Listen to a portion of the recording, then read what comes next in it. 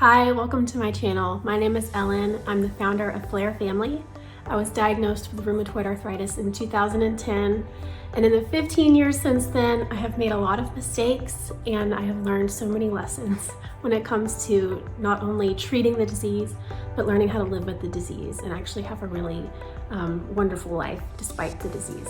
So today I'm going to share with you my story, how the symptoms began, how I was diagnosed, and then their journey through trying to treat the disease holistically versus how my life changed when I actually began medication. Another disclaimer, my memory of this entire era, like 2010 to 2014, is horrible.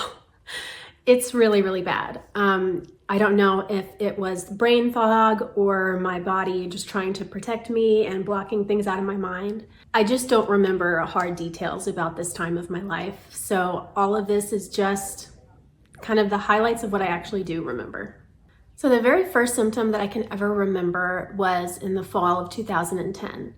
It was my freshman year of college, and I had gone home for either fall break or winter break. I can't remember which one.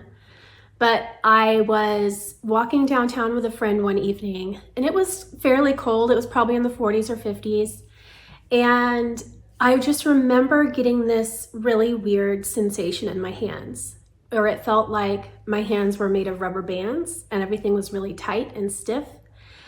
And I remarked to my friend, I was like, my hands feel so bizarre right now. Like I feel like I'm an old person that has arthritis or something. And I remember looking at them and like doing this and being like, what is happening? And we kind of joked about it. And you know, I didn't know anything about arthritis. I thought it was just an old person thing. And so yeah, we just made a joke of it and I never thought of it again, really. Fast forward to, it was probably mid-January, maybe early February. I woke up one evening with an excruciating pain in my knee. It might've been my ankle, I really can't remember, but it was a joint in my leg. I woke up in an incredible amount of pain, and I also couldn't move that joint.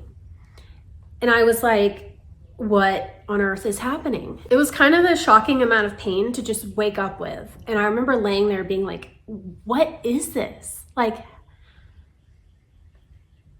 I don't remember injuring myself. And then I thought back, okay, a couple days ago, I had played a game of pickup basketball with some friends. And maybe I injured myself when I was playing basketball and I just didn't know, and maybe it's just now showing up. But I laid there for quite a few hours in pain, not able to go back to sleep, being really, really confused. Eventually, I think I did doze off, and by the time I woke up in the morning, everything was gone. The pain was gone and I could move my joint again. And I was like, oh, was that a fever dream? Did I imagine that? It was just the weirdest thing. So fast forward again a couple of weeks and the exact same scenario happens. I wake up in the middle of the night, except this time the excruciating pain is in my shoulder and I can't move my shoulder. And if I think back on my like 1 to 10 scale of pain and stiffness now, this was probably, I would have ranked these flares in the very beginning like a 7 or 8 right now. So like they were bad. They were the worst pain I had ever felt in my life at that point in time. So I woke up incredibly confused, trying again to rack my brain to figure out when I had injured my shoulder and what on earth this was. And I could not go back to sleep. I couldn't move. I couldn't rest on my shoulder. I couldn't turn. I couldn't flex my abs. I couldn't do anything without this shoulder being like in an incredible amount of pain, and it definitely was not able to move. It was totally frozen. So I wake up my roommate, we get my resident director, and they take me to the little hospital that's in town. I went to a very small college in a small town in North Georgia, and so it was a tiny little emergency room kind of hospital. And they also didn't know what was going on. So I think they ended up giving me like steroids and some pain medicine and kind of saying, just keep an eye on it, I guess. And they sent me back. So by the time I got back to the dorm, it was probably 5 or 6 in the morning.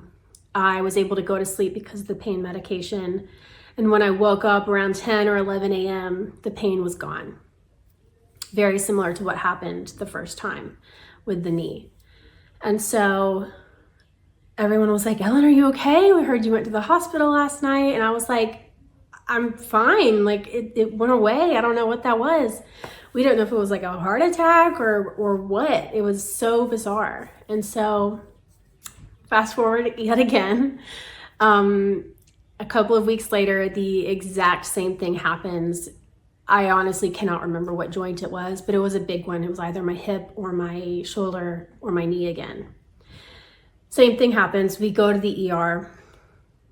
This time, I guess one of the nurses was pretty familiar with rheumatoid arthritis and kind of clocked like what was happening to me, because she had been the same nurse to take care of me the other times.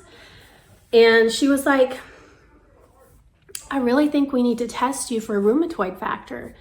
And so we did some blood work. I think they also tested for like white blood cell counts and all that kind of stuff. And everything was off the chart. So she came to me and she was like, girl, you need to tell your parents and you need to find a rheumatologist and like get this checked out. And I kind of brushed it off. I was like, I don't really know what you're talking about. So I ended up getting a referral for a rheumatologist, but I didn't actually see a rheumatologist until much later in the summertime. So the rest of the spring semester is a total blur. The flares became much more frequent. Multiple joints became involved.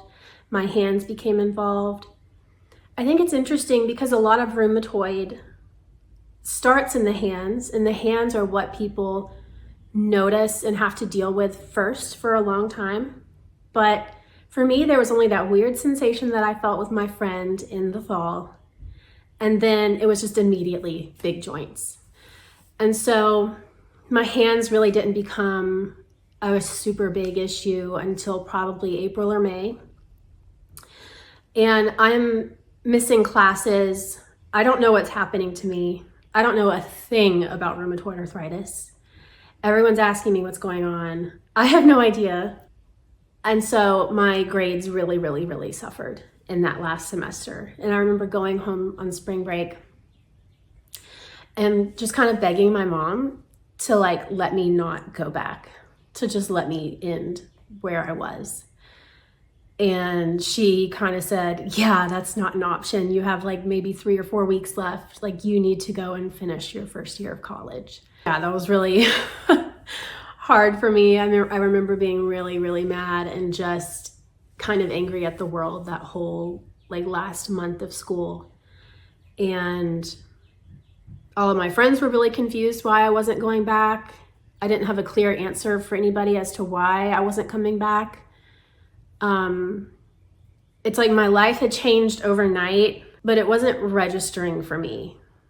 I could not comprehend what was going on with myself, if that makes sense. And again, I just had no education about the disease at all. Nothing. I thought it was something that was gonna pass. Like you get sick for a little bit and then you're better. I did end up dropping out after that first year. And in the summer, I moved back home to my mom's apartment. And I lived with her and my 2 younger brothers for that summer. And I needed to get a job because I needed money. And I did eventually want to move out of my mom's place. And so I did get a job as a nanny. And I nannied for the next 2 years. And that's probably like one of the worst jobs you can have if you're dealing with untreated rheumatoid arthritis. The same goes for if you're just a parent and you have to parent 24/7 with untreated rheumatoid arthritis. It's obviously just very physical, having to take care of children and cook and clean and run them all over town. And it was excruciating. And again, I still was not registering what was happening with me. That whole like 2-year period, my life was basically waking up in the morning and my hands would be in like claw shapes. If you know, you know. But in the early stages of rheumatoid arthritis, your hands can become incredibly deformed when they're in a flare. There's also permanent deformity that happens in the later stages of RA. But I would wake up and my hands would be in these shapes that I couldn't get out. They would be excruciating. My joints, the knuckles would be swollen to the size of golf balls. My wrist would be the size of a golf ball. And I would wake up and I would start crying, and I would try to get the covers off of me, and I would try to hobble to the bathroom because I usually had an ankle or a knee or a hip also in pain. And I would just sit there and put my hands under the hot water and like fall asleep at the sink, trying to get my hands to like open up a little bit so that I could start getting ready for my day. Because like not going to work wasn't really an option most of the time. There were a few days where I literally could not get out of bed because it was like a full body flare. And those days were hard, obviously, because you're leaving a family without a nanny and I'm not making any money. So I tried not to do that very much, which meant that I was just pushing myself every day.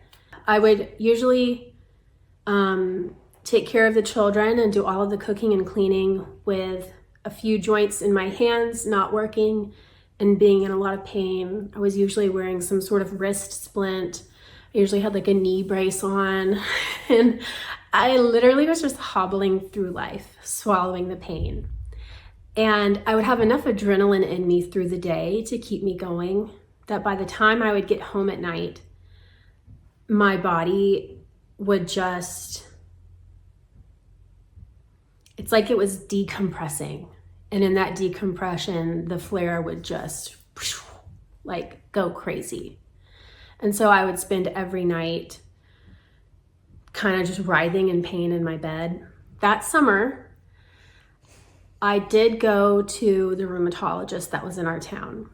I went with my mom, and he was a total a-hole and looked at my numbers, looked at everything that I had been telling him, and was like, you have an incredibly severe case of rheumatoid arthritis. And if you don't do anything about it, you're gonna be crippled by the time you're 30, like in a wheelchair, and you're not gonna have hands anymore. And I was like, huh?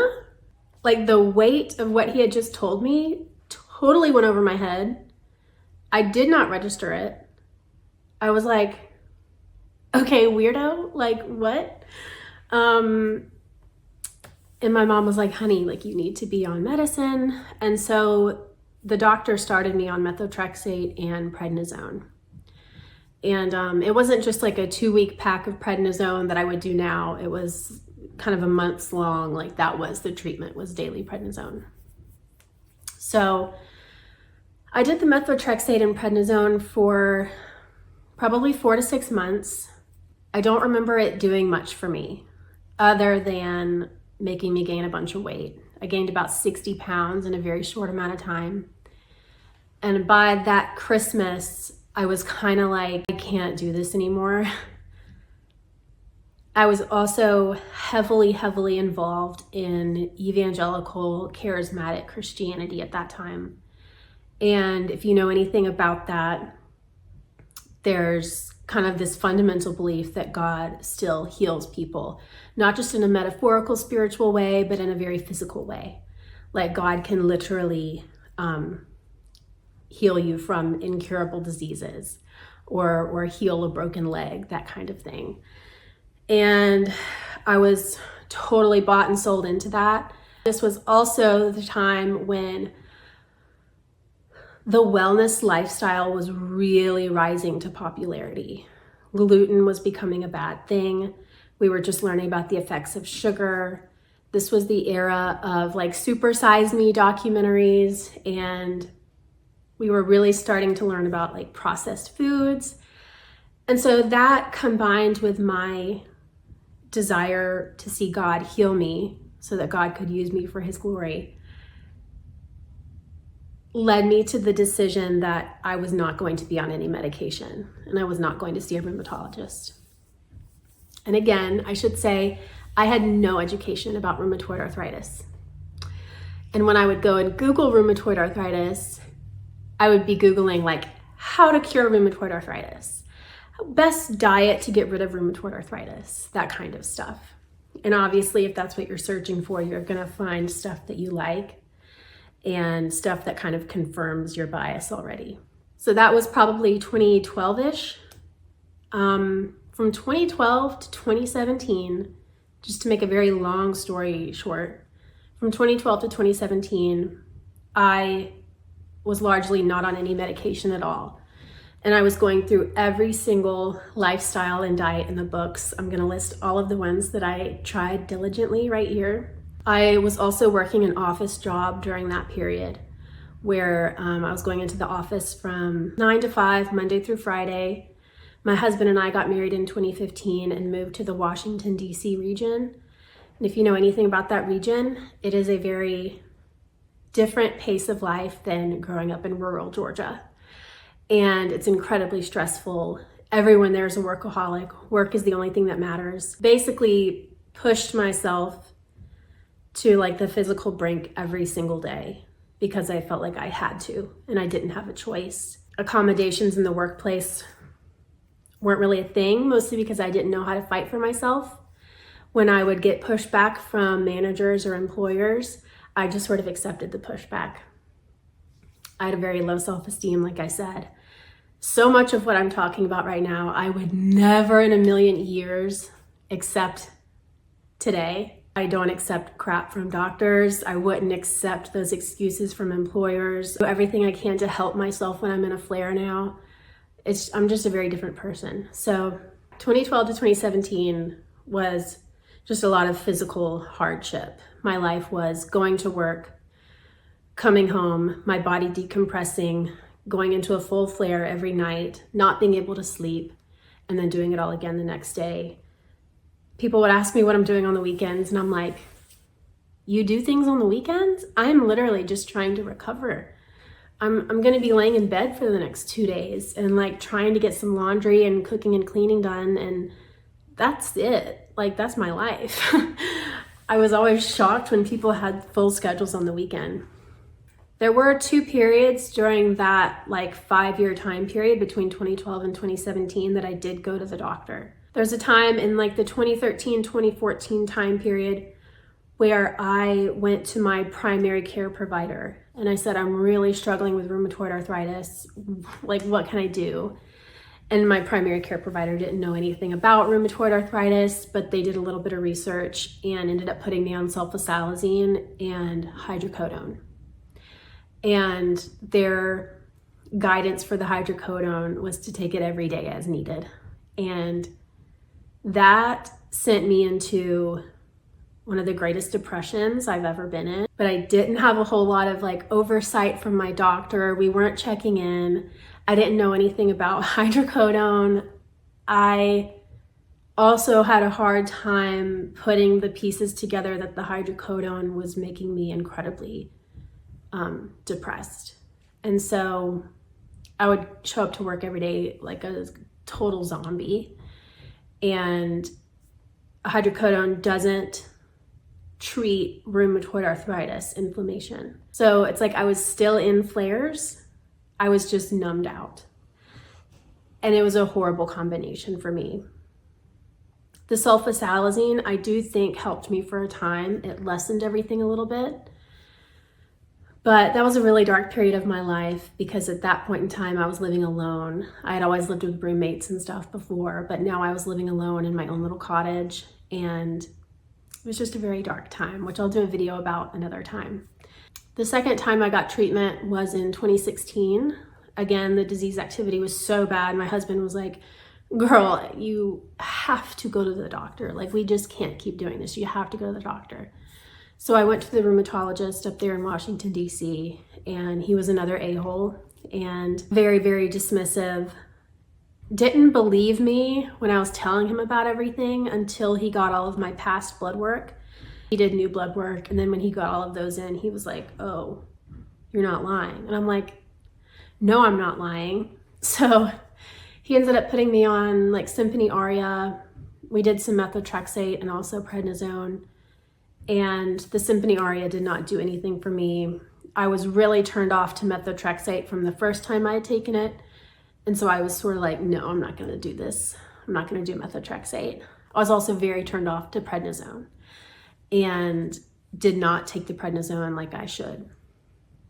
So I did that for about 6 months before I was like, you know what, this isn't worth it. I don't like this doctor. I don't like this medicine. I still want to try and treat this holistically. So that only lasted for a little bit. But then the next 2 years were still an incredible struggle. It was horrible. And in 2018, I finally sought another rheumatologist and I gave in and I said, I'm ready to like actually start medication and live the rest of my life under the supervision of a rheumatologist because I just can't keep doing this. So in 2018, I started, I think it was methotrexate and Orencia. And I just accepted the methotrexate. I was like, whatever, I'm gonna do it. And I think I struggled with getting medication right from about 2018 to 2020. Things were much better, but I still was not I was not in any kind of remission-like state. I was doing a lot better than I was before, but we still weren't able to figure out the medication right. And so then 2020, COVID hit, and my workplace transitioned to a work from home environment. And for the first time in my life, I did not have the stress of commuting and going into work and pushing my body to the brink every single day. I think that's what allowed me to go into a remission in 2020. From 2020 to 2022, my medicine worked perfectly. I had less stress in my life. My husband and I ended up moving away from the DC area into a suburb that was much more peaceful. It was a much quieter, kind of sweeter pace of life, and it was wonderful. So from 2020 to 2025, right now, I have either been in total remission or very near remission. I've had quite a few bouts of really, really bad flares. I have had weeks where I needed to go to the rheumatologist and get steroids. There have been times when I wasn't on medication because of insurance or whatever reason, and everything would come back during those periods. But for the most part, in the last 5 years, when I'm on medication, taking it regularly, doing what I need to do, I'm great. It took me all that time to figure out that food really has no impact on my disease activity. I learned that stress does, the weather does, and for now at least, I've accepted the fact that I will be on medication probably for the rest of my life. The moral of my whole story is that my life changed when I actually educated myself about the disease. Starting around 2018, 2019, I did a deep dive into not just what rheumatoid arthritis was, but how it functioned in the body. And I did everything I could to learn about it from actual real resources. I stopped listening to influencers on the internet. I found out what was myth and what was fact, and that allowed me to make empowered decisions about my body. I plan on making a lot more content similar to what I make on TikTok. I'm not sure how much longer TikTok is going to be around with us, but if you're on TikTok, you can find me there as well. You can also go to my website, flairfamily.com, where I've compiled a bunch of resources for you, including all of these free downloads and handouts. I'm a graphic designer and a communications person, and so I could not help but put everything that I know into a really kind of clear and concise, easy to follow format that y'all can just download. You can give these things to your friends and family. There's one that explains like the 4 stages of rheumatoid arthritis, ways you can manage a flare, having a game plan for flares, what does rheumatoid arthritis pain feel like, things that your loved ones should know about rheumatoid arthritis, how a rheumatoid arthritis flare works. There's a bunch of stuff like that on my website. It's all free for you. And I'd love to hear from you. So please leave a comment and don't forget to subscribe so that you don't miss any future videos. And thank you for listening. Okay, bye.